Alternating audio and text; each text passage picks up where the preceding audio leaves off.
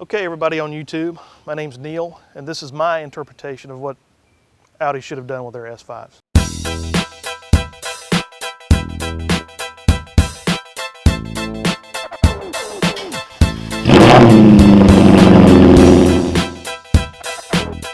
All right, well, let me start off by saying that I replaced the factory grille, as most of y'all can see. I put an RS5 grille on here. I put the Quattro emblem on there. I've also put a Maxton front splitter. Turn signals I've flipped over to LEDs on the inside. High intensity discharge LED lights in my fogs, and this is actually a covering because they come clear from the factory, but I went with a Laminex yellow covering.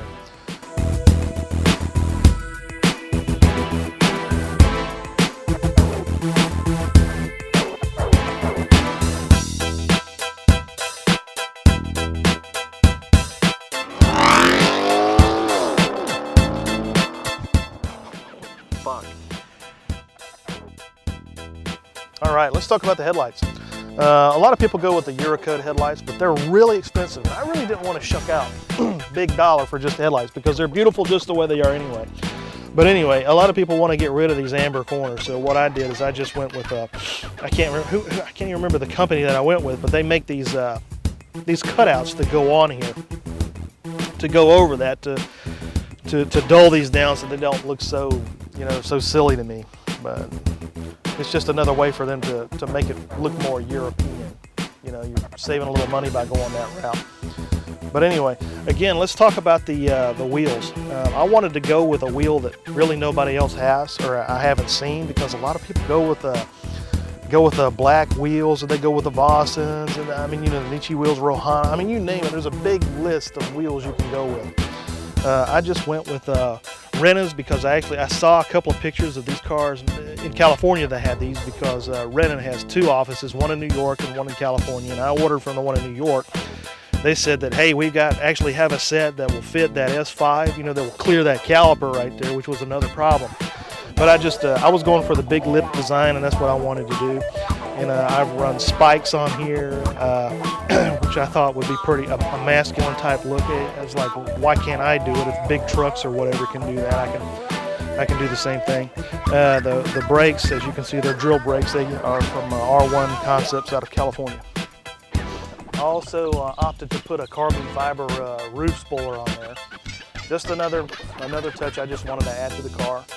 I put a duckbill trunk spoiler on here. I had ordered this. It's like a polyurethane, and I had it custom painted the color of the car so that it blends. These are custom tail lights. Spider makes these out of California. They're made in the USA. These, I guess what these would be called are canards, and they came out of Great Britain by a company called Maxton.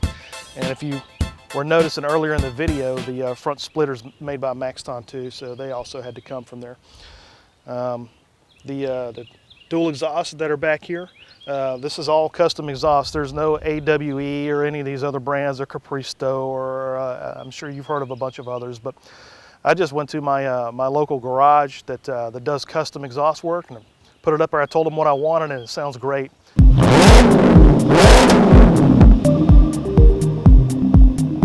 Let's just move to the interior of the car. I've only done like a few subtle things. I added what's called a Black Forest Industries shifter to this car. I just thought it was unique. You pull it up and down to engage, disengage gear or whatever. I've leather wrapped the steering wheel, and I've also extended the shift paddles. As you can see, they're quite long. I can grab them here and there. They were quite restricted from the factory. I also have some custom aluminum pedals in here as well, with an aluminum dead pedal that I put in here. These are non-Audi. I didn't like the way the Audi ones were made. I think that they clipped on, and I actually installed these. I riveted these to the plating and the plastic on the accelerator and the metal on the actual brake pedal. I think you'll find them kind of cool. This is, again, this is the underneath the hood of my Audi. This is a 4.2 liter V8. As you can see, I put cold air induction. Simplified, I went with 34 Motorsport. This is their tube, and I put a lot of the reflective gold tape on here. This stuff actually does work. I did it with an infrared thermometer, and it's about 20 degrees lower from the temperatures that I was reading before and after. And this is another part that I put on here, InGen. They actually make this particular part for the 6-cylinder supercharged version, which did not work on my car.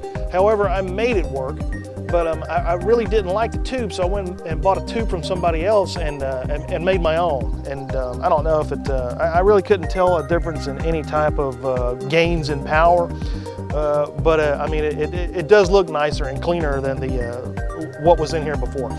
But anyway, that's just what I've done underneath the hood. There are no other no other modifications other than replacing these high pressure fuel pumps here recently. And that's pretty much it. Thanks for watching. Again, I'm Neil, and this is a 2010 Audi S5 V8.